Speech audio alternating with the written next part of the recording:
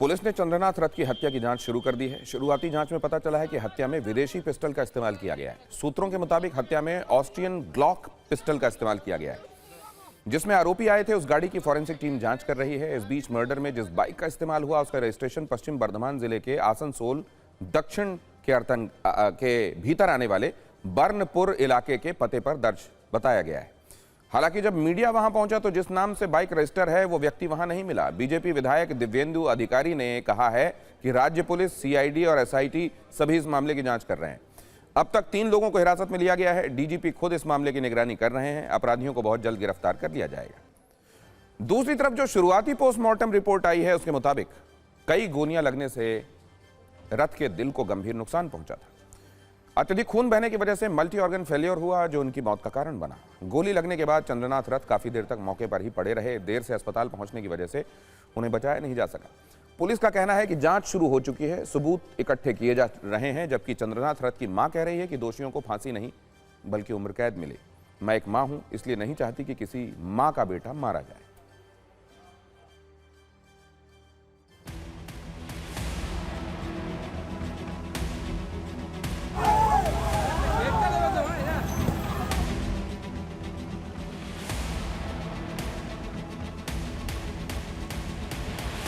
यहाँ पे जो गोली मारी गई है, यहाँ पे खून अभी भी लगा हुआ है अंदर सीट में, आप देखिए।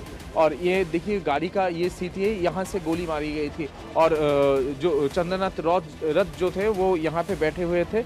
और ये देखिए गाड़ी का सामने अभी भी West Bengal assembly on duty लिखा हुआ है, जो गाड़ी वो यूज करते थे। मेरे को वो गाड़ी क्रॉस किया था, लेकिन अचानक वो गाड़ी जो है ना, अचानक ब्रेक में लग गया। उस गाड़ी में ब्रेक लग गया, तो ब्रेक लगने के विदिन सेकंड मैंने जहाँ तक देखा उसके पीछे एक बाइक और आया।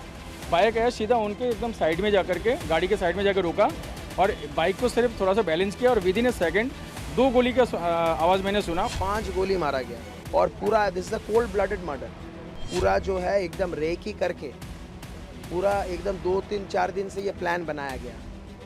एकदम सब कुछ एकदम पूरा एक मैप बना के, एक प्रॉपर चार्ट बना के सब कुछ करके ये किया गया। बार बार मैं बोल रहा हूँ कि बांग्लादेश के जमाती इस्लामी के साथ साथ देश के कई इस्लामिक कंट्री के साथ ममता बनर्जी का बहुत करीब संबंध है और वो बंगाल को खत्म करने के लिए पिछले 15 साल से उस रणनीति पे लगी हुई थी। আমি চাইছি দোষীরা শাস্তি পাক।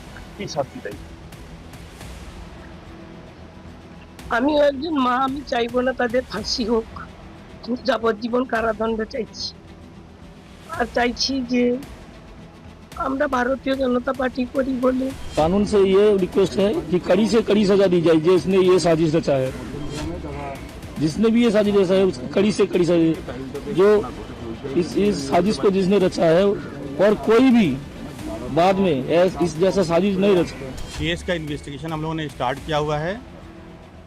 इस क्राइम में जो गाड़ी 4 व्हीलर जो यूज़ हुई थी उसको हम लोगों ने सीज किया हुआ है, लेकिन ये पता चल रहा है कि इस गाड़ी को जो नंबर प्लेट है वो फॉल्स है, उसको टेम्पर किया गया है।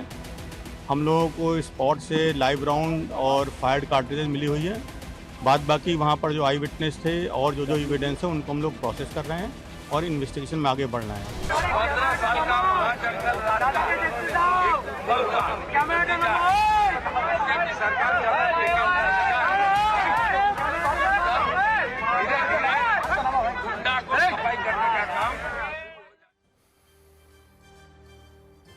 चंद्रनाथ रथ की मां भले ही ये कह रही हैं कि दोषियों को फांसी नहीं होनी चाहिए, लेकिन बीजेपी के नेता काफी गुस्से में हैं। शुभेंदु अधिकारी 2 बात बहुत स्पष्ट बोल रहे हैं। पहली बात, ये पिन पॉइंट मर्डर है, मारने वाले स्पेशलिस्ट और आतंकवादी हैं। दूसरी बात उन्होंने ये कही है कि शुभेंदु अधिकारी खुद ही टारगेट थे, पीए को निशाना बनाकर ठीक नहीं किया गया। शुभेंदु अधिकारी के इस दावे के बाद सवाल यह है कि शुभेंदु को मारना कौन चाहता था। हालांकि कांग्रेस नेता अधीर रंजन का कहना है कि ममता बनर्जी की सरकार भले ही चली गई है लेकिन हालात बदले नहीं हैं। जबकि टीएमसी नेता सौगत रॉय ने एसआईटी की निगरानी में जांच की मांग की है। अखिलेश यादव पूछ रहे हैं कि इतने लाख सुरक्षा बल यहां है तो जिम्मेदारी किसकी है। कुल मिलाकर इस पर भी राजनीति हो रही है।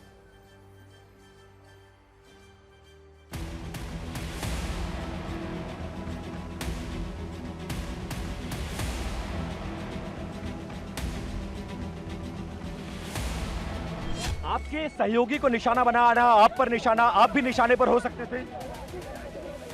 नहीं, वो तो निशाने में मैं है था, इसमें कोई दिक्कत भी नहीं है, लेकिन ये अपोलिटिकल हमारी माने असिस्टेंट को ऊपर आक्रमण करना, जो एयरफोर्स का एक आर्मी है, देश के लिए आपने 10-15 साल दिया है, उसको ऊपर निशाना कराना तो ठीक नहीं है। बहुत नजदीक से गोली किया है और पूरा जैसे ओटी का पहले डॉक्टर ने पिन पॉइंट करता है ना, ये लोग भी पिन पॉइंट किया कहाँ गोली करने से उसको तुरंत मौत हो जाएगा, ये पूरा प्लान करके किया।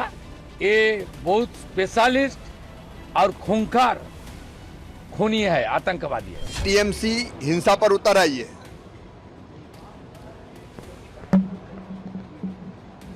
और ये अति है, जिनने ये कुकृत्य किया है हमारे कार्यकर्ता की हत्या करने का, कोई अपराधी बचेगा नहीं। जिस नेता बीजेपी के सबसे कद्दावर नेता, उनका ही पीए को गोली से भून दिया जाते हैं, इसका मतलब बंगाल जहां थे वहां है, सरकार बदली लेकिन हालात कुछ नहीं बदली, ये अब देख रहे हैं। हम चाहते हैं कि इसके बारे में स्ट्रॉन्गेस्ट पॉसिबल एक्शन लिया जाए, including a court monitored CBI investigation, and जो लोग इसके लिए जिम्मेवार है उसको आइडेंटिफाई किया जाए और उसको गिरफ्तार किया जाए विदाउट डिले। आप ये सिक्योरिटी देने की जिम्मेदारी किसने ली थी? इलेक्शन कमीशन, देश के होम मिनिस्टर, तो उन्होंने तो ये कहा था कि हम लाखों सेंट्रल फोर्स भेजी है। सुनने में आया 3 लाख से ज्यादा यहाँ पर सेंट्रल फोर्स भेजी गई थी और एक पैरेलल स्ट्रक्चर क्रिएट किया गया था, पैरेलल स्ट्रक्चर। ये जो लैंग्वेज में वायलेंस होता है और जो बड़े बड़े लीडर्स इस्तेमाल कर रहे थे, वो वायलेंस के लिए रास्ता खोल देता है और वो खुल गया। मैं उम्मीद करता हूं नॉर्मल करने के लिए जो भी किया जाए, अपराधियों को सजा दीजिए, लेकिन normality is the need of the our.